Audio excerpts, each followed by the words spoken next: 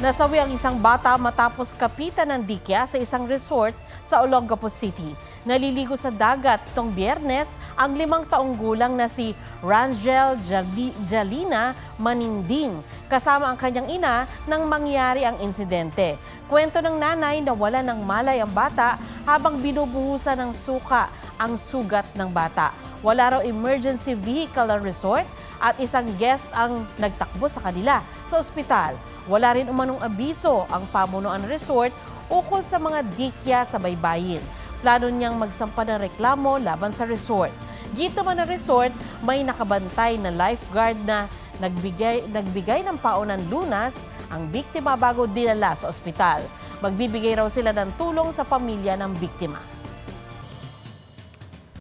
Mga kapuso, alamin ang State of the Nation. Mag-subscribe sa GMA Integrated News sa YouTube. Sa ating mga kapuso abroad, samahan niyo kami sa GMA Pinoy TV at sa www.gmanews.tv.